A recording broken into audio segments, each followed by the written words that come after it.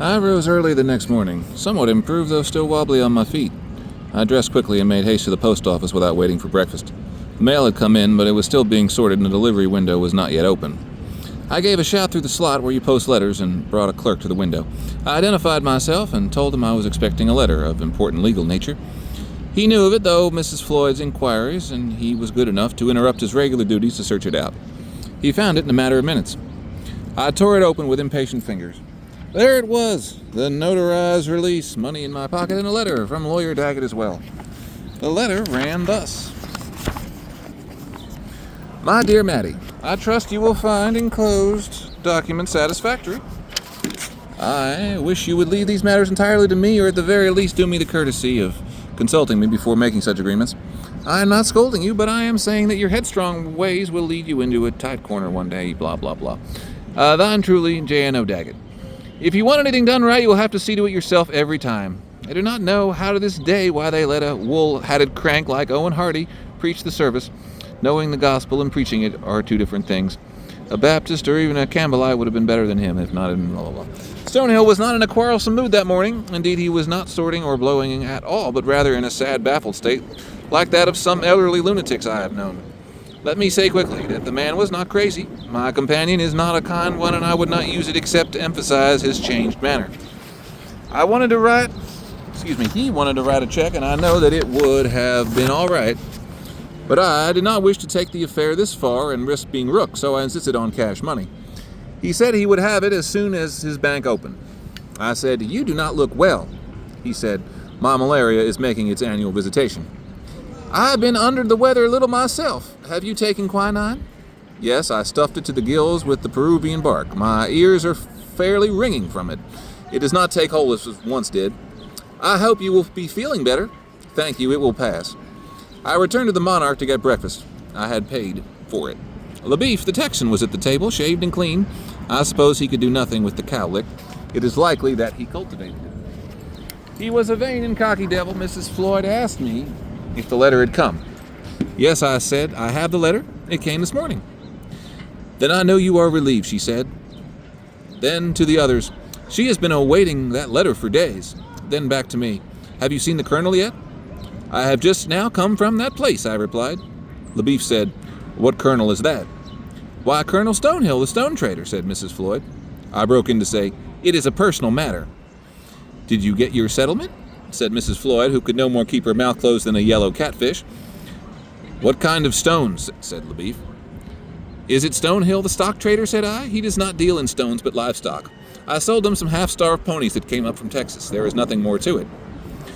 "You are powerful young for a horse trader," said LaBeef, "not to mention your sex." "Yes, and you are powerful free for a stranger," said I. "Her father brought the ponies from the Colonel just before he was killed," said Mrs. Floyd. "Little Mattie here stood him down and made him take them back at a good price." Right around 9 o'clock, I went to the stock barn and exchanged my release for $325 in greenbacks. I'd held longer amounts in my hand, but this money I fancied would be pleasing out of proportion to its face value. But no, it was only $325 in paper, and the moment fell short of my expectations. I noted the mild disappointment and made no more of it than that. Perhaps I was affected by Stonehill's downcast state. I said, "Well, you have kept your end of the agreement, and I have kept mine." "That is so," said he. "I have paid you for a horse I do not possess, and I have bought back a string of ponies, useless I cannot sell again." "You are forgetting the gray horse." "Crowbait. You are looking at the thing in the wrong light." "I am looking at it in the light of God's eternal truth." "I hope you do not think I have wronged you in any way." "No, not at all," said he. "My fortunes have been remarkably consistent since I came back to the Bear State. This is but another episode, and a relatively happy one. I was told this city was to be the Chicago of the Southwest. Well, my little friend, it is not the Chicago of the Southwest. I cannot rightly say what it is. I would gladly take pen in hand and write a thick book on my misadventures here, but dare not fear for being called a lying romancer. The malaria is making you feel bad. You will soon find a buyer for the ponies. I have a tenant offer of $10 per head from the Pfizer Soap Works of Little Rock. It would be a shame to destroy such spirited horse flesh and render it into soap. So it would. I am confident the deal will fall through. I will return later for my saddle. Very good. I went to the other fellow's store and bought an apple and asked Lee if Rooster was in. He said he was still in bed. I had never seen anyone in bed at 10 o'clock in the morning who was not sick, but that's where he was. He stirred as I came through the curtain. His weight was such that the bunk was bowed in the middle almost to the floor. It looked like he was in a hammock. He was fully clothed under the covers. The brindle cat Sterling Price was curled up on the foot of the bed. Rooster coughed and spit on the floor and rolled a cigarette and lit and coughed some more. He asked me to bring him some coffee, and I got up and took the Eureka pot from the stove and did this. As he drank, little brown drops of coffee made his mustache like dew. Men will live like billy goats if they are let alone. He seemed in no way surprised to see me, so I took the same line and stood with my back to the stove and ate my apple. I said, "You need some more slats in that bed." "I know," said he. "That is the trouble. There is no slats in it at all. It is some kind of damn Chinese rope bed. I would love to burn it up." "It is not good for your back sleeping like that." "You are right about that, too. A man my age ought to have a good bed if he has nothing else. How does this weather stand out there?" "The wind is right sharp," I said. "It is clouding up some in the east." "We're in for snow, or I missed my guess. Did you see the moon last night?" "I do not look for snow today." "Where have you been, baby sister? I looked for you to come back, then give up on you. I figured you went home." "No, I've been at the Monarch boarding house right all along. I've been down with something very nearly like the croup." "Have you now? The general and me thank you to not pass it on." "I've about got it whipped. I thought you might inquire about me or look in on me while I was laid up." "What made you think that?" "I had no reason, except I do not know anybody else in. Maybe you thought I was a preacher that goes around paying calls on all the sick people." "No, I do not think that. Preachers don't have nothing better to do. I had my work to see to. Your government marshals don't have time to be paying a lot of social calls. They are too busy trying to follow all the regulations laid down by Uncle Sam. That gentleman will have his fee sheets just and correct, or he does not pay." "Yes, I see they are keeping you busy." "What you see is an honest man who has worked half the night on his fee sheets. It is the devil's own work, and Potter is not here to help me. If you do not have no school and you're up against it in this country, sis, that is the way of it. No, sir, the man has no chance anymore. No matter if he got sand in his craw, others will push him aside, little thin fellows that have won spelling bees back home." I said, "I'm reading the paper where they're going to hang the Wharton man."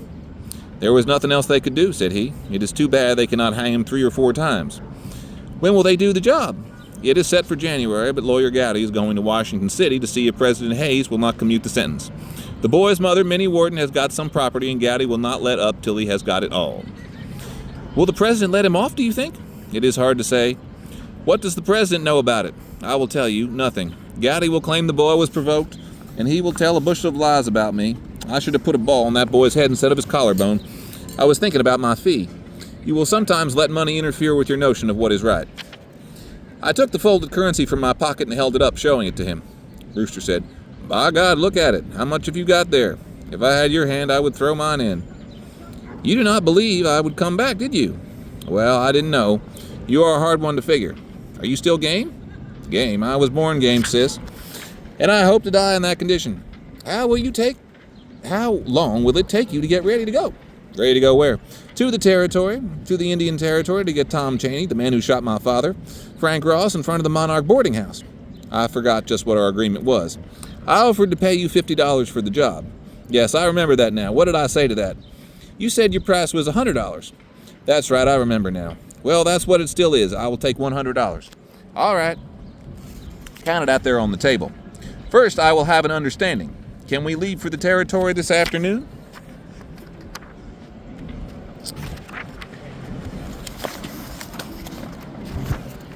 He sat up in bed. "Wait," he said. "Hold up.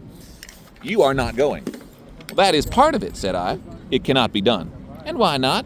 You have misjudged me if you think I'm silly enough to give you $100 and watch you ride away. No, I will see the thing done myself. I'm a bonded U.S. Marshal. That weighs but little with me. R.B. Hayes is the U.S. President, and they say he stole Tilda now. You never said anything about this. I cannot go up against Ned Pepper's band and look after a baby at one and the same time. I am not a baby. You will not have to worry about me. You will slow me down and get in my way. If you want this job done and done fast, you will let me do it my own way. Credit me for knowing my business. What if you get sick again? I can do nothing for you. First you thought I was a preacher, and now you think I'm a doctor with a flat stick who will look at your tongue every 5 minutes. I will not slow you down. I am a good enough rider. I will not be stopping at boarding houses with warm beds and plates of hot grub on the table. It will be traveling fast and eating light. What little sleeping is done will take place on the ground. I have slept out at night. Papa took me and little Frank coon hunting last summer at the Petty Jean. Coon hunting? We were out in the woods all night. We sat around a big fire and Yarnell told ghost stories. We had a good time. Blast coon hunting. This ain't no coon hunt, and it don't come in 40 miles of being near a coon hunt. It is the same idea as a coon hunt. You are just trying to make your work sound harder than it is. Forget coon hunting. I am telling you that where I'm going is no place for a shirt-tail kid. That is what they said about coon hunting. Also Fort Smith. Yet here I am. The night out you will be taking on and crying for your mama, the first opportunity. I said, I have left off crying and giggling as well. Now make up your mind. I don't care anything for all this talk. You told me what your price for the job was, and here I have come up with it. Here is the money. I aim to get Tom Chaney, and if you are not game, I will find somebody who is game. All I have heard out of you so far is talk. I know you can drink whiskey, and I have seen you kill a gray rat. All the rest has been talk. They told me you had grit. That is why I came to you. I am not paying for talk. I can get all the talk I need more at the Monarch boarding house. I ought to slap your face. How do you propose to do it from that hog wallow you were sunk in? I would be ashamed of myself living in this filth. If I smelled as bad as you, I would not live in a city. I would go live on top of Magazine Mountain, where I would offend no one but rabbits and salamanders. He came up out of the bunk and spilled his coffee and sent the cat squalling. He reached for me, but I moved quickly out of his grasp and got behind the stove. I picked up a handful of expensive sheets from the table and jerked up the stove lid with a lifter. I held them over the flames. You had best stand back if these papers have any value to you, said I. He said, put them sheets back on the table. I said, not until you stand back. He moved back a step or two. That is not far enough, I said. Go back to the bed. Lee looked in through the curtain. Rooster sat down on the edge of the bed. I put the lid back on the stove and returned the papers to the table. Get back to your store, said Rooster, turning his anger on Lee. Everything is all right. Sis and me is making medicine. I said, all right, what have you got to say? I am in a hurry. He said, I cannot leave town until them fee sheets is done and accepted. I sat down at the table and worked over the sheets for the better part of an hour. There was nothing hard about it, only I had to rub out most of what he had already done. These forms were ruled with places for the entries and figures, but Rooster's handwriting was so large and misguided that it covered the lines and wandered up and down into places where it should not have gone. As a consequence, the written entries did not always match up with the money figures. What he called his vouchers were scribbled notes, mostly undated. They ran such as this: rations for Cecil, $1.25, and important words with red, 65 cents. Red who? I inquired. They're not going to pay for this kind of thing. That's society red, said he. He used to cut cross ties for the Katy. Put it down anyway. They might pay a little something on it. When was it? What was it for? How could you pay 65 cents for important words? It must have been back in the summer. He ain't been seen since August when he tipped us on Ned for that time. Was that what you paid him? No, Schmidt paid him off on that. I reckon it was cartridges I give him. I give a lot of cartridges away. I cannot recollect every little transaction. I will date it August 15th. We can't do that. Make it the 17th of October. Everything on this bunch has to come after the 1st of October. They won't pay behind that. We will date all the old ones a little bit. You said you haven't seen this man since August. Let us change the name to Pig Satterfield and make the date the 17th of October. Pig helps us on timber cases and makes them clerks, and them clerks is used to seeing his name. His Christian name is Pig? I never heard him called anything else. I pressed him for approximate dates and bits of facts that would lend substance to the claims. He was very happy with my work. When I finished, he admired the sheets and said, look how neat they are. Potter has never done a job like this. They will go straight through, or I'll miss my bet. I wrote out a short agreement regarding the business between us and had him sign it. I gave him $25 and told him I would give him another $25 when we made our departure. The $50 balance will be paid on the successful completion of the job. I said, that advance money will cover the expenses for both of us. I expect you to provide the food for us and the grain for our horses. You will have to bring your own bedding, said he. I have blankets and a good oilskin slicker. I will be ready to go this afternoon as soon as I have got me a horse. No, said he, I will be tied up at the courthouse. There are things I must attend to. We can get off at first light tomorrow. We will cross the ferry, for I must pay a call on an informer in the Cherokee Nation. I will see you later today and make final plans. I took dinner at the Monarch. The man LaBeef did not appear, and I hopefully assumed that he had moved on for some distant point. After a brief nap, I went to the stock barn and looked over the ponies in the corral.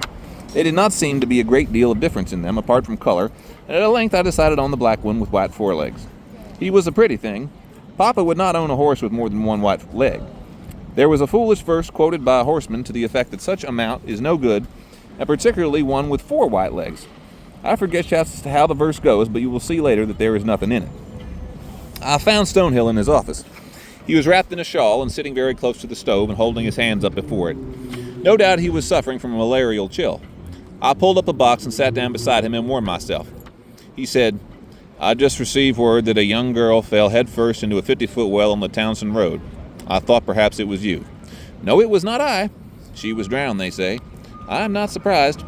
"Drowned like the fair Ophelia. Of course, with her it was doubly tragic. She was distracted from a broken heart and would do nothing to save herself. I am amazed that people can bear up and carry under these repeated blows. There is no end to them." "She must have been silly. What do you hear from the Little Rock soap man?" "Nothing. The matter is hanging fire. Why do you ask?" "I will take one of these ponies off your hands, the little black one with the white stockings in front. I will call him Little Blackie. I want him shod this afternoon." "What is your offer?" "I will pay the market price, and I believe you said the soap man paid $10 a head." "That is a lot price. You will recall that I paid you $25 a head only this morning." "That was the market price at the time." "I see. Tell me this, do you entertain plans of ever leaving this city?" I am off early tomorrow for the Choctaw Nation. Marshal Rooster Cogburn and I are going after the murderer Cheney." "Cogburn," said he, "how did you light on that greasy vagabond?" "They say he has grit," said I. "I wanted a man with grit." "Yes, I suppose he has that. He is a notorious thumper. He is not a man I should care to share a bed with, nor would I. Report has it that he rode by the light of the moon with Quantrill and Bloody Bill Anderson. I would not trust him much. I've heard, too, that he was a particeps criminis in some road agent work before he came here and attached himself to the courthouse." "He is to be paid when the job is done," said I. "I have given him a token payment for expenses, and he is to receive the balance when we have taken our man.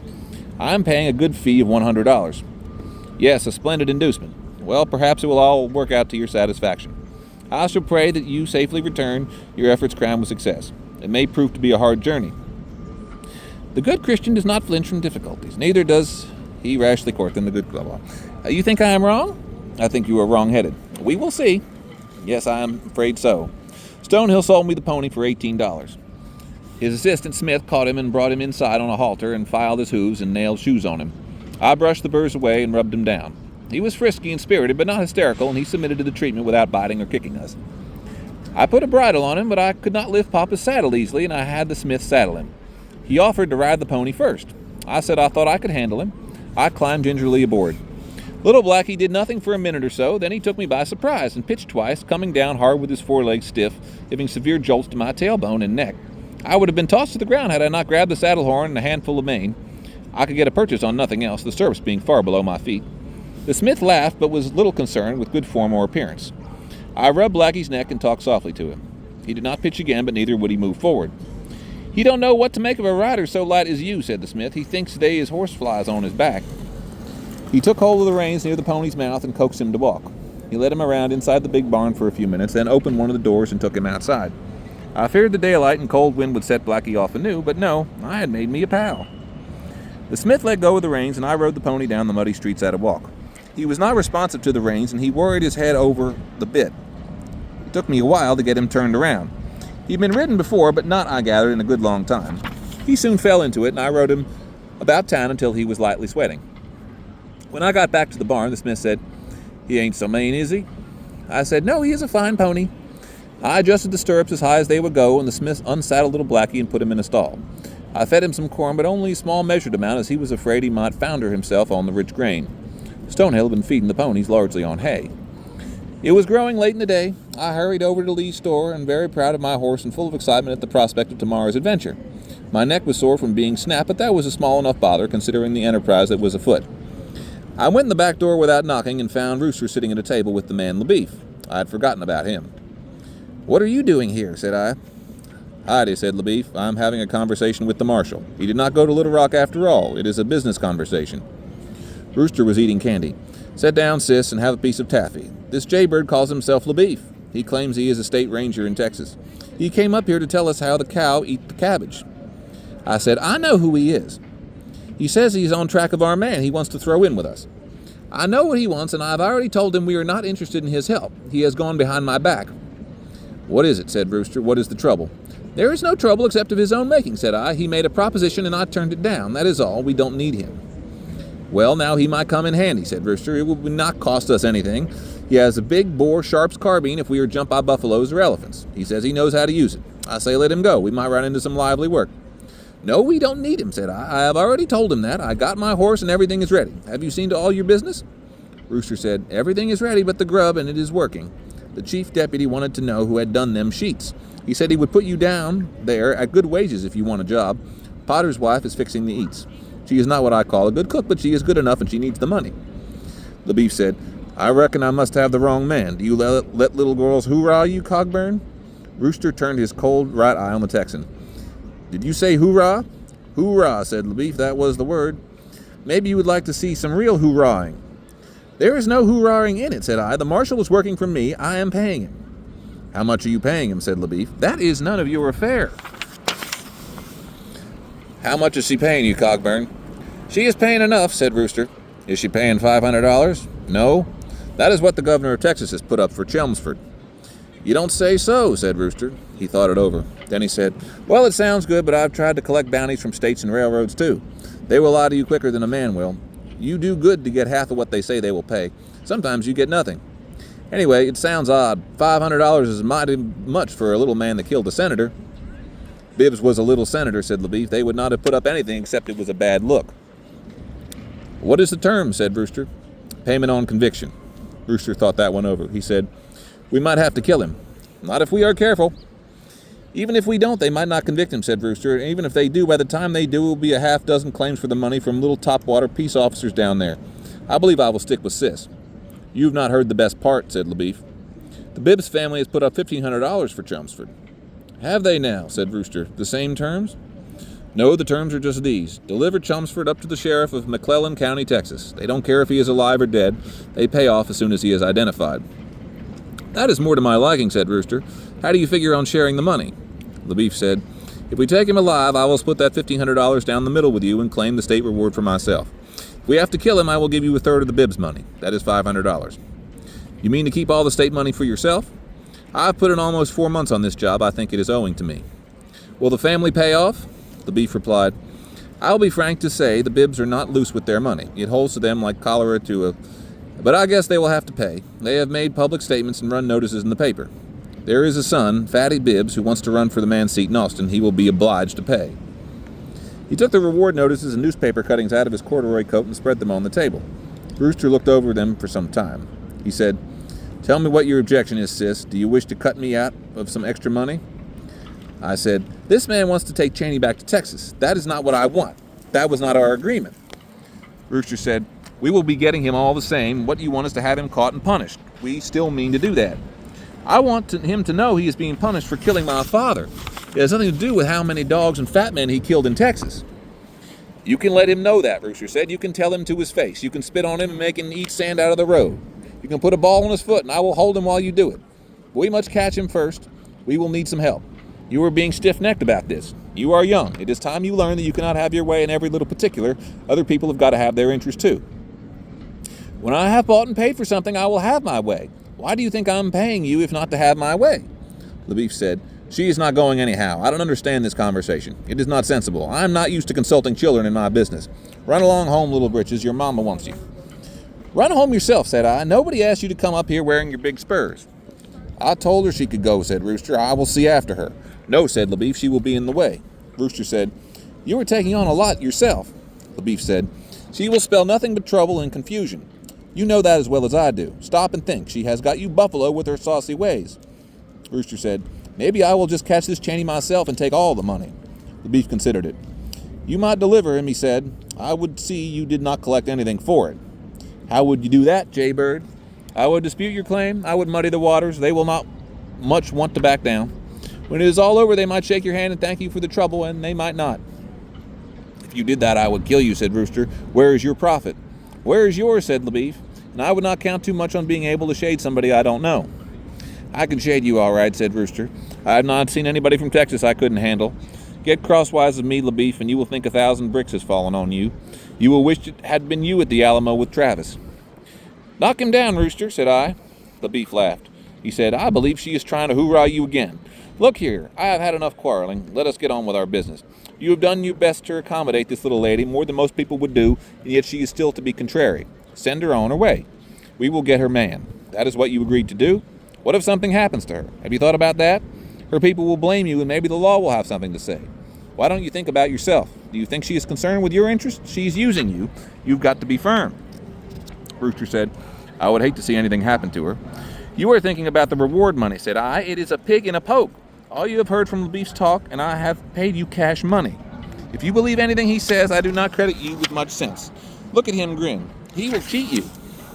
Rooster said, "I must think about this myself too, sis." I said, "Well, what are you going to do? You cannot carry water on both shoulders." "We will get your man," said he. "That is the main thing. Let me have my $25. Hand it over." "I have spent it all." "You sorry piece of trash." "I will try and get it back to you. I will send it to you." "That's a big story. If you think you are going to cheat me like this, you are mistaken. You have not seen the last of Mattie Ross, not by a good deal." I was so mad I could have bitten my tongue off. Sterling Price, the cat, sensed my mood, and he tucked his ears back and scampered from my path, giving me a wide berth. I suppose I must have cried a little bit, but it was a cold night. By the time I reached the Monarch, my anger had cooled to the point where I could think straight and lay plans. There was not time enough for another detective. Lawyer Daggett would be up here soon looking for me, probably no later than tomorrow. I thought about making complaint to the head marshal. No, there was time for that later. I would have Lawyer Daggett skin Rooster and nail his venomous hide to the wall. The important thing was not to lose sight of my object, and that was to get Tom Chaney. I took supper and then set about getting my things together. I had Mrs. Floyd prepare some bacon and biscuits and make little sandwiches of them. But not so little as all that, as one of her biscuits would have made two of Mama's. Very flat, though, she skipped on baking powder. I also bought a small wedge of cheese from her and some dried peaches. These things I secured in a sack. Mrs. Floyd was alive with curiosity, and I told her I was going over the territory with some marshals to look at a man they had arrested. This did not satisfy her by any means, but I pleaded ignorance of details. I told her I would likely be gone for several days, and if my mother or Lawyer Daggett made inquiries, she was to reassure them as to my safety. I rolled up the blankets with a sack of food inside, and then wrapped the slicker around the roll and made it fast with some twine. I put Papa's heavy coat on over my own coat. I had to turn the cuffs back. My little hat was not as thick and warm as his, so I traded. Of course, it was too big, and I had to fold up some pages from the New Era and stick them inside the band to make for a fit snug.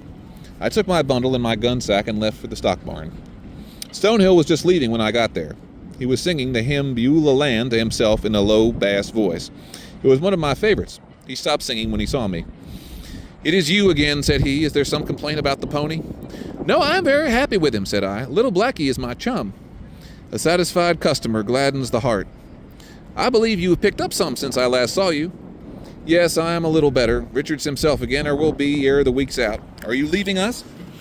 "I am getting an early start tomorrow, and I thought I would stay the balance of the night in your barn. I don't see why I should pay Mrs. Floyd for only a few hours' sleep." "Why, indeed?" He took me inside the barn and told the watchman it would be all right for me to stay the night on the office bunk. The watchman was an old man. He helped me to shake out the dusty quilt that was on the bunk. I looked in on little Blackie at his stall and made sure everything was in readiness. The watchman followed me around. I said to him, "Are you the one that had his teeth knocked out?" "No, that was Tim. Mine was drawn by a dentist. He called himself a dentist." "Who are you?" "Toby." "I want you to do something." "What are you up to?" "I'm not free to discuss. Here is a dime for you. At 2 hours before sunup, I want you to feed this pony. Give him a double handful of oats and about the same amount of corn, but no more, along with a little hay. See that he has sufficient water. At an hour before sunup, I want you to wake me. When you have done that, put this saddle and this bridle on the pony. Have you got that straight?" "I'm not simple, just old. I've handled horses for 50 years. "Then you should do a good job. Do you have any business in the office tonight?" "I cannot think of any." "If you do, take care of it now. There is nothing I need in there." "That's fine. I will close the door, and I do not want a lot of coming and going while I'm trying to sleep." I slept well enough wrapped in the quilt. The fire in the office stove had been banked, but the little room was not so cold as to be uncomfortable. The watchman Toby was true to his word, and he woke me in the chill darkness before dawn. I was up and buttoning my boots in a moment. While Toby saddled the horse, I washed myself using some of his old hot coffee water to take the sting out of the bucket of cold water. It came to me that I should have left one of the bacon sandwiches out of the bundle for breakfast, but you can never think of everything. I did not want to open it now. Toby gave me a portion of his grits that he had warmed up. "Do you not have any butter to put on it?" I asked him. "No," said he, "and I had to eat it plain. I tried my roll beside the saddle as I had seen Papa do, and I made doubly sure it was secure. I could see no good place to carry the pistol. I wanted the piece ready at hand, but the belt was too big around for my waist, and the pistol itself was far too big and heavy to stick in the waist of my jeans. I finally tried the neck of the gun sack to the saddle with a good knot about the size of a turkey egg. I led little Blackie from his stall and mounted him. He was a little nervous and jumpy, but he did not pitch. Toby tightened the girth again after I was aboard. He said, "Have you got everything?" "Yes, I believe I am ready. Open the door, Toby, and wish me luck. I am off for Choctaw Nation." It was still dark outside, and the bitter cold, although mercifully there was little wind. Why is it calm in the early morning? You will notice that lakes are usually still and smooth before daybreak. The frozen, rutted mud of the streets made uncertain going for little Blackie in his new shoes. He snorted and snapped his head from time to time as though to look at me. I talked to him, saying silly things. Only 4 or 5 people were to be seen as I rode down Garrison Avenue, and they scurrying from one warm place to another. I could see lamps coming on through the windows as the good people of Fort Smith began to stir for the new day. When I reached the ferry slip on the river, I dismounted and waited. I had to move and dance about to keep from getting stiff. I removed the paper wadding from inside the hatband and pulled the hat down over my ears. I had no gloves, and I rolled Papa's coat sleeves down so that my hands might be covered. There were 2 men running the ferry. When it reached my side and discharged the business, one of the ferrymen hailed me. "Are you going across?" said he.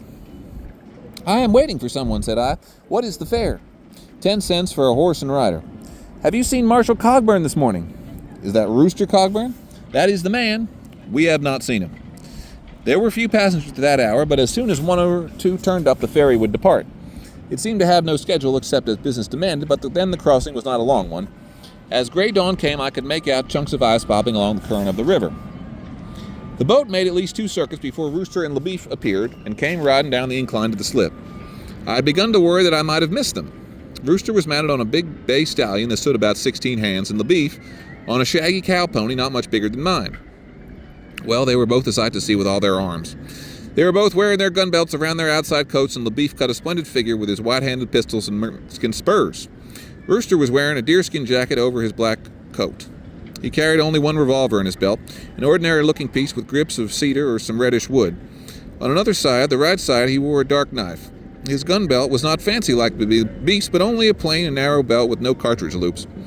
He carried his cartridges in a sack in his pocket, but he also had 2 more revolvers in the saddle scabbards by his thighs. They were big pistols like mine. The 2 officers also packed saddle guns, Rooster a Winchester repeating rifle, and LeBeef's gun called a Sharp's rifle, a kind I had never seen. My thought was this: Cheney, look out. They dismounted and led their horses aboard the ferry in a clatter, and I followed a short distance. I said nothing. I was not trying to hide, but neither did I do anything to call attention to myself. It was a minute or so before Rooster recognized me. "Sure enough, we got company," said he. LeBeef was very angry. "Can you not get anything through your head?" he said to me. "Get off this boat. Did you suppose you were going with us?" I replied, "This ferry is open to the public. I have paid my fare." LeBeef reached in his pocket and brought out a gold dollar. He handed it to one of the ferrymen and said, "Slim, take this girl to town and present her to the sheriff. She is a runaway. Her people are worried nearly to death about her. There is a $50 reward for her return." "That is a story," said I. "Let us ask the marshal," said LeBeef. "What about it, Marshal?" Rooster said, "Yes, you would best take her away. She is a runaway, all right. Her name is Ross, and she came up from Yale County. The sheriff has a notice on her." "They are in this story together," said I. "I have business across the river, and if you interfere with me, Slim, you may find yourself in court where you do not want to be. I have a good lawyer." But the tall river rat would pay no attention to my protests. He led the pony back on the slips, and the boat pulled away without me. I said, "I am not going to walk up this hill." I mounted little Blackie, and the river rat led us up the hill. When we reached the top, I said, "Wait a minute." He said, "What is it?" I said, "There is something wrong with my hat." He stopped and turned around. "Your hat," said he. I took it off and slapped him in the face with it 2 or 3 times and made him drop the reins. I recovered them and wheeled little Blackie about and rode him down the bank for all he was worth. I had no spurs or switch, but I used my hat on his flank to good effect. About 50 yards below the slip ferry, the river narrowed, and I aimed for that place, going like the blazes across the sandbar. I popped Blackie all the way with my hat as I was afraid he might shy at the water, but I did not want to give him a chance to think about it.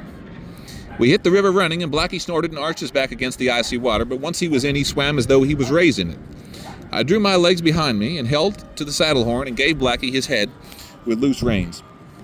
I was considerably splashed. The crossing was badly chosen because the narrow place of river is the deepest, and it is there that the current is swiftest and the bank steepest, but these things did not occur to me at the time. Shortest looked best. We came out some little ways down the river, and I say, the bank was steep and Blackie had some trouble climbing it. When we climbed up when we were up and free, I reined in little Blackie and gave him a good shaking. Rooster and LeBeef and the ferryman were looking at us from the boat. We had beaten them across. I stayed where I was. When they got off the boat, LeBeef hailed me saying, "Go back." I made no reply. He and Rooster had a parley. Their game soon became clear. They mounted quickly and rode off at a gallop with the idea of leaving me. What a foolish plan, pitting horses so heavily loaded with men and hardware against a pony so lightly burdened as Blackie. Of course, our northwesterly on the Fort Gibson Road, if you could call it a road. This was the Cherokee Nation. Little Blackie had a hard gait, a painful trot, and I made him speed up and slow down until he had achieved a pace, a kind of lope, that was not so jarring. He was a fine-spirited pony. He enjoyed this outing, you could tell. We rode that way for 2 miles or more, Blackie and I hanging back from the officers at about 100 yards. Rooster and LaBeef at last saw that they were making no gain, and they slowed their horses to a walk. I did the same. After a mile or so, they stopped and dismounted. I stopped too, keeping my distance, and remained in the saddle. LaBeef shouted, "Come here, we have to have a conversation with you." "You can talk from there," I replied. "What is it you have to say?" The 2 officers had another parley. Then LaBeef shouted to me again, saying, "If you do not go back now, I am going to whip you." I made no reply. LaBeef picked up a rock and threw it in my direction. It fell short by 50 yards. I said, "That is the most foolish thing I ever saw." LaBeef said, "Is that what you will have, a whipping?" I said, "You are not going to whip anybody." They talked some more between themselves, but could not seem to settle on anything, and after a time they rode off again, this time at a comfortable lope. Few travelers were on the road, only an Indian now and then on a horse or a mule, or a family in the spring wagon. I will not own as I was somewhat afraid of them, although they were not, as you might imagine, wild Comanches with painted faces and outlandish garb, but rather civilized Creeks and Cherokees and Choctaws from Mississippi and Alabama who had owned slaves and fought in the Confederacy and wore store clothes. Neither were they sullen and grave. I thought them on the cheerful side as they nodded and spoke greetings. From time to time I would lose sight of Rooster and LaBeef as they went over a rise or around a bend of trees, but only briefly. I had no fears that they could escape me. Now I will say something of the land. Some people think the present state of Oklahoma is all treeless plain. They are wrong. The eastern part, where we were traveling, is a hilly and fairly well timbered with post oak and blackjack and similarly hard scrub. A little farther south there is a good deal of pine as well, but right along in here at this time of the year, the only touches of green to be seen were cedar brakes and solitary holly trees and a few big cypresses down in the bottoms. Still, there were open places, little meadows and prairies, and from the tops of these low hills you could usually see a good distance. Then this happened. I was riding along wood gathering instead of keeping alert, and as I came over a rise, I discovered the road below me deserted. I nudged the willing Blackie with my heels. The 2 officers could not be far ahead. I knew they were up to some stunt. At the bottom of the hill there was a stand of trees and a shallow creek. I was not looking for them there at all. I thought they had raced on ahead. Just as Blackie was splashing across the creek, Rooster and LaBeef sprang from the brush on their horses. They were right in my path. Little Blackie reared and I was almost thrown. LaBeef was off his horse before you could say Jack Robinson and at my side. He pulled me from the saddle and threw me to the ground face down. He twisted one of my arms behind me and put his knee on my back. I kicked and struggled, but the big Texan was too much for me. "Now we will see what tune you sing," said he. He snapped a limb off a willow bush and commenced to push one of my trouser legs above my boot. I kicked violently so that he could not manage the trouser leg. Rooster remained on his horse. He sat up there in the saddle and rolled a cigarette and watched. The more I kicked, the harder LaBeef pressed down with his knee, and soon I saw the game was up. I left off struggling. LaBeef gave me a couple of sharp licks with the switch. He said, "I'm going to strap your leg good." "See what good it does you?" I said. I began to cry. I could not help it, but more from anger and embarrassment than pain. I said to Rooster, "Are you going to let him do this?" He dropped his cigarette to the ground and said, "No, I don't believe I will. Put your switch away, LaBeef. She has got the best of us." "She has not got the best of me," replied the ranger. Rooster said, "That will do," I said. LaBeef paid him no heed. Rooster raised his voice and said, "Put that switch down, LaBeef. Do you hear me talking to you?" LaBeef stopped and looked at him. Then he said, "I'm going ahead with what I started." Rooster pulled his cedar-handled revolver and cocked it with his thumb and threw down on LaBeef. He said, "It will be the biggest mistake you ever made, you Texas brush popper." LaBeef flung the switch away in disgust and stood up. He said, "You have taken her part in this all along, Cogburn. Well, you are not doing her any kindness here. Do you think you are doing the right thing? I can tell you were doing the wrong thing." Rooster said, "That will do. Get on your horse." I brushed the dirt from my clothes and washed my hands and face in the cold creek water. Little Blackie was getting himself a drink from the stream. I said, "Listen here, I have thought of something. This stunt that you 2 pull has given me an idea.